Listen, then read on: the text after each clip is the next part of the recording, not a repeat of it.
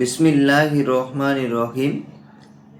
ইয়া আইয়ুহাল্লাযীনা আমানু কুতিবা আলাইকুমুস সিয়াম কামা কুতিবা আলাল্লাযীনা মিন ক্বাবলিকুম লাআল্লাকুম তাত্তাকুন।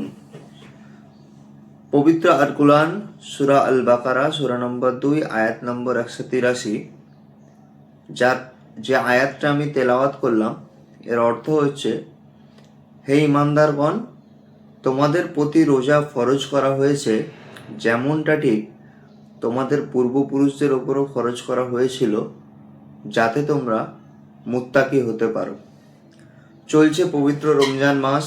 আপনাদের সবাইকে জানাচ্ছি পবিত্র রমজান মাসের আন্তরিক শুভেচ্ছা ও মোবারকবাদ।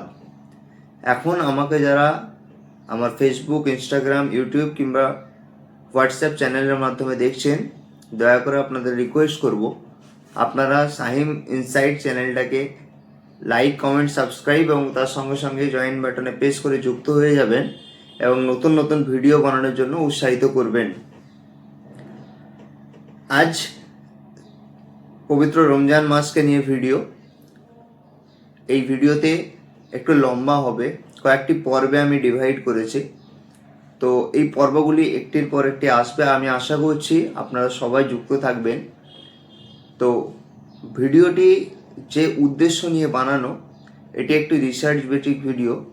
তাই আপনাদের রিকোয়েস্ট করব, সময়ের সঙ্গে সঙ্গে যে পর্বগুলো আসবে বা যে কোশ্চেন উত্তর পর্বগুলো আসবে সেগুলি আপনারা পুরোপুরি ফলো করবেন এবং তার সঙ্গে সঙ্গে যেটা নিয়ে, যে উদ্দেশ্য নিয়ে ভিডিওটা বানানো, যে আমরা একটা ধর্মপ্রাণ মুসলিম এবং ইসলাম ধর্মের অনুসারী, কিন্তু তবুও আমাদের কর্মব্যস্ততার দিনে কিংবা বহু জায়গায় এমন আমাদের বন্ধুবান্ধব থাকে বা সহকর্মী থাকে যাদের অনেক সময় অনেক মনে প্রশ্ন থাকে এবং সেগুলোকে আমরা উত্তর দেওয়ার চেষ্টা করি এবং যতটুকু সাধ্য আমাদের, যতটুকু ব্যক্তিগত জ্ঞান থাকে তার উপরই দেওয়ার চেষ্টা করি।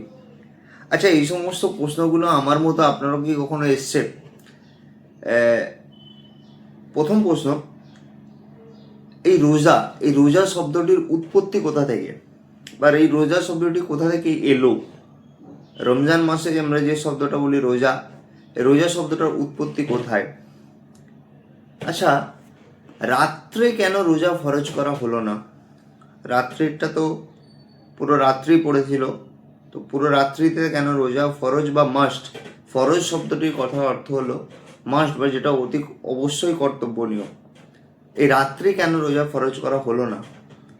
3 নম্বর প্রশ্ন, 12 থেকে 14 ঘন্টা আমরা পানি না খেয়ে থাকি, যাকে আমাদের অন্য একটি ধর্মের বা হিন্দু ধর্মের যে সমস্ত ভাইরা থাকেন বা হিন্দু ধর্মাবলম্বী মানুষরা নির্জলা উপোস বলেন। তো 12 থেকে 14 ঘন্টা আমরা পানি পান করে না থাকি এবং তার সঙ্গে কোনো খাবারও আমরা খাই না এই পবিত্র রমজান মাসে এবং রোজা রাখার সময়। তো এই পানি না খাওয়ার ফলে তো আমাদের ডিহাইড্রেশন হয়, গ্লাইকোসিমিয়ার মতো বড় বড় রোগ হতে পারে। তবুও এই 12 থেকে 14 ঘন্টা আমরা কেন পুরোপুরি পানি ছাড়া খাই, বা এই আদেশ কেন? আচ্ছা, কখনো আপনার মনে হয়েছে যে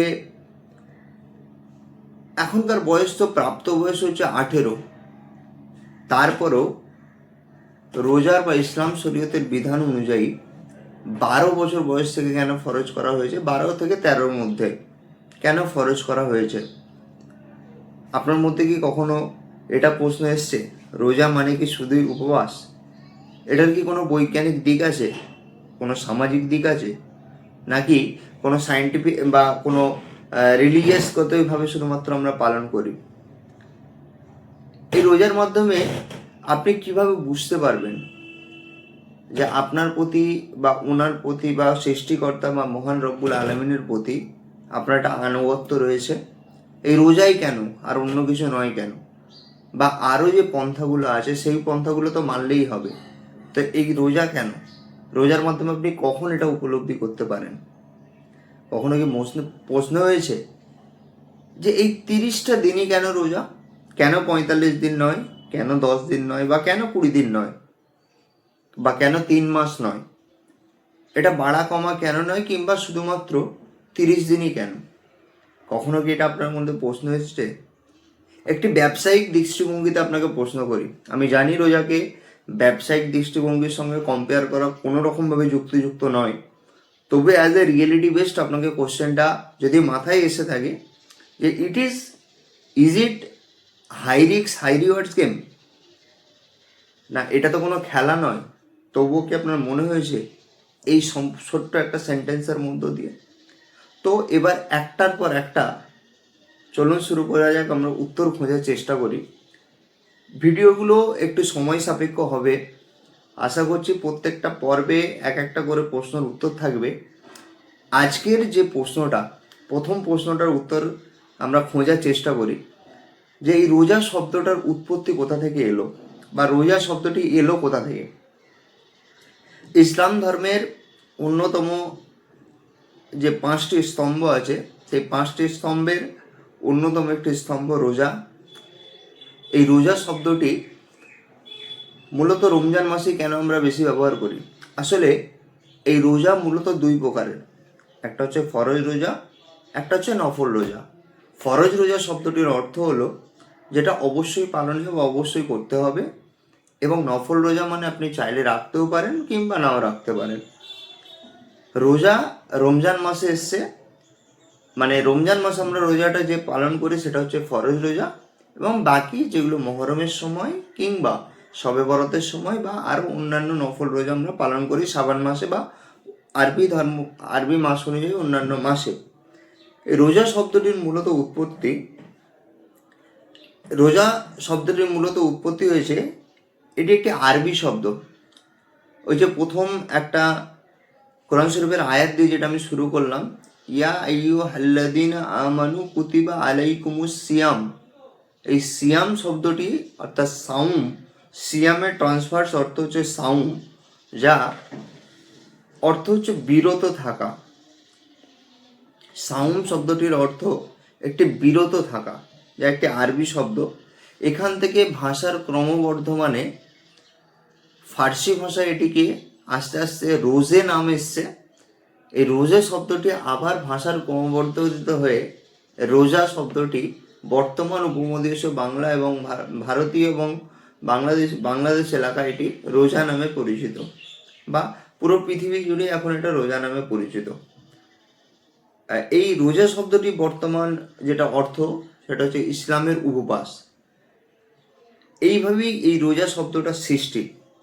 আশা করছি প্রথম শব্দটার উত্তর হয়তো আমি কতটুকু জানাতে পারলাম। আমার ভাষাতত্ত্বিক দিক থেকে যদি কোনো প্রবলেম হয় বা ভুল হয়, আপনি আমাকে অবশ্যই কারেকশান করে দেবেন আমার কমেন্ট বক্সে।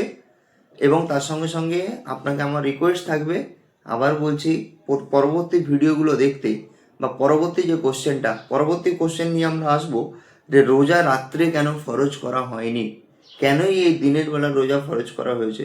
চোখ রাখুন আমার পেজে, লাইক কমেন্ট শেয়ার সাবস্ক্রাইব করতে ভুলবেন না। দেখা হচ্ছে পরবর্তী ভিডিওতে। ও আখিরি দাওয়ানা আলহামদুলিল্লাহি রাব্বিল আলামিন। আসসালামু আলাইকুম ওয়া রাহমাতুল্লাহি ওয়া বারাকাতুহু।